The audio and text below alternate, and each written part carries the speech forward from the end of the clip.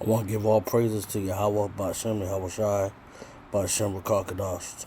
Double honors to the elders and apostles of Great Millstone that teach us this truth, that labor night and day, making sure we get this 100% truth out. Shalom to the hopeful elect.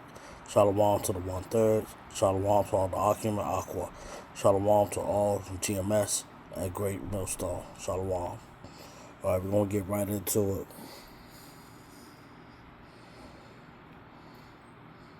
Knows what the Trump administration wants to do. They want to cut HUD's funding in half and get rid of federal rental assistance programs like Section 8 and force the states to pick up their own rental assistance programs. Now, mind you, the states trying to run programs that have been federally funded and ran for decades would be a disaster. Most states wouldn't even be able to afford it, but that didn't stop HUD Secretary Scott Turner from going to the House and Senate Appropriations Committee and trying to convince them why cutting HUD's funding and ditching a number of federal housing programs was a good thing. We've seen that pouring money into programs just fuels its existing status, which is not good. No, here we are, reversing course to be efficient and effective, not bloated and bureaucratic. And when you look at HUD, HUD has had record funding over the past few years. In the last 8 years, HUD's budget went from $42 billion to $77 billion, and yet HUD lost focus of its most basic mission. We are only able currently to serve 1 out of 4 eligible families at HUD, and that's unacceptable when you have a $70 to $77 billion budget. And so this is a paradigm shift. And this also didn't stop them from telling him how they felt about his budget proposal. There's absolutely no details. So when you just say refocus and reform, it falls on deaf ears. It doesn't mean anything. You can talk about compassion, but no reform measures are going to be able to allow us to cut HUD by 50% and not have our most vulnerable people, seniors, kids, people with HIV/AIDS on the street. And Mr. Secretary, you have to understand, housing is everything. Housing for people with HOPWA. HOPWA is health care. These people will die. There's no way you can believe that a 50% cut won't mean a dramatic increase in people being put on the street. But nevertheless, no matter how ridiculous the proposal may have sounded, there was still some worry lingering around. Trump still has a lot of Republican support in Congress. The one big legal analyses that are floating around right now, and I've been so busy with this, I haven't had a chance to dig into it. I am a lawyer. I'm looking forward to reading through that because I kind of get into all the scholarship side of this. It has always been my understanding that the law requires furloughed workers to receive back pay, and of course that's been the tradition. And I'm not sure exactly what the president is referring to there. I haven't had a chance to talk to him about that specific issue yet, but we will. I can tell you this, though. The view of the White House, the view of the president himself, is that he doesn't want federal workers to be used as pawns here. We got some great patriotic Americans who work for our agencies and provide essential service. The central issue Democrats want addressed in a funding bill before the party votes to reopen the government. As it stands, people who don't get insurance coverage through work, Medicare, or Medicaid will see their tax credits expire at the end of this year. According to the health policy organization KFF, insurance premiums for those customers, they would rise by more than 100% without congressional action.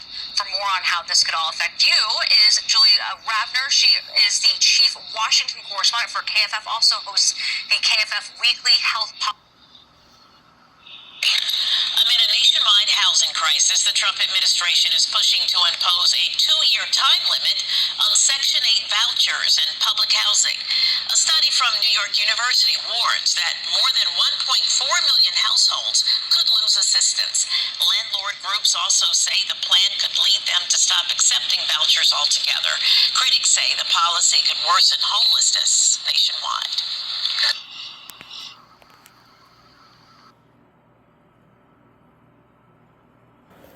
Well, there you have it, as you've heard it and you've seen it for yourself. He's coming down with great wrath. Great wrath. He don't want to give you health care. He's taking away the housing. He's doing everything in his power.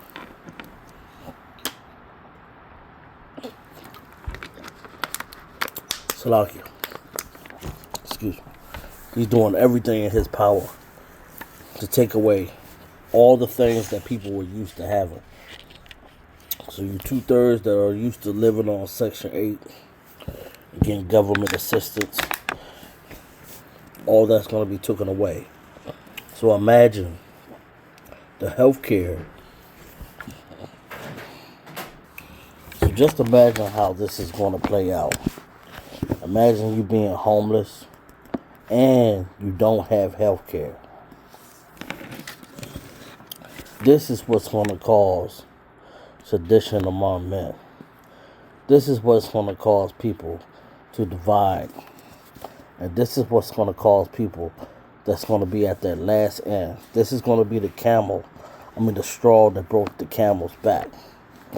When people are getting out here, and you're already seeing that Eve is having a hard time trying to find a job. So she is even seeing that it's hard out here to keep work and to make money. But then seeing that all this stuff is going on all at the same time, and they say that Trump is not even worried about the government shutdown. Yeah, because this is what he wants. When people start losing everything, they're going to start going crazy. They're going to start getting mad. And as they start getting mad, what are they going to do? They're going to do drastic and crazy things. And people need to wake up and to hear this message that we are bringing to you about the fall of Babylon the Great. Because this is how it's going to start. And this is where the Jacob's trouble is going to come in. Because as Jake is going to get upset, he's going to get riled up at all the things that are now changing around him. I mean, think about it. You're not going to be able to go to your fast food stores for those that like that stuff. You're not going to be able to drink and smoke like how you want. You're not going to be able to party and do the stuff that you want. People are going to start rebelling. People are going to start going crazy. People are going to lose their mind. And I'm already now seeing homelessness starting to reach. You know, I'm seeing more homeless people on certain places that I drive home. So this is happening very fast and very real. That people are losing places to live. They're losing their health care. Just imagine that. And all this is being strategically done. All under this big, beautiful bill. And you see how these parties can't get along. That's dividing the kingdom. A kingdom that divided against itself cannot stand. So this is showing more and more that this kingdom is falling and it will not stand. And see, when all this stuff starts going down, people are really going to start looking for answers. And then people are already now not going to churches like that. Let me bring out this scripture. This is Acts 17. And I'm going to start at 24. Yahweh that made the world and all the things therein, seeing that the Lord of heaven and earth dwelleth not in temples made with hands. Alright?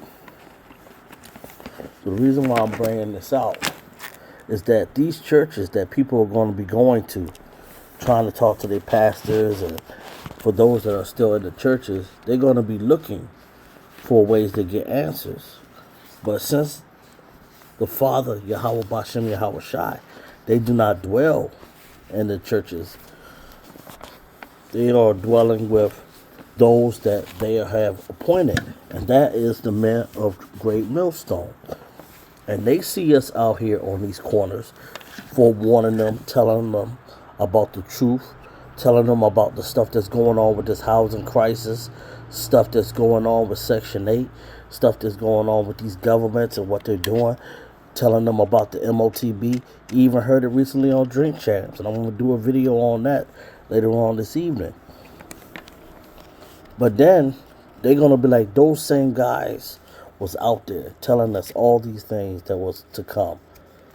And then what's going to happen is when Jacob trouble happens, we're not going to be out there on these corners still trying to teach the word, because it's going to be impossible for us to do it. Everything is going to be in chaos. And when people are going to be looking for some type of answers to tell them what's going on, we are not going to be there. We're going to be nowhere to be found. The famine of the word will be there.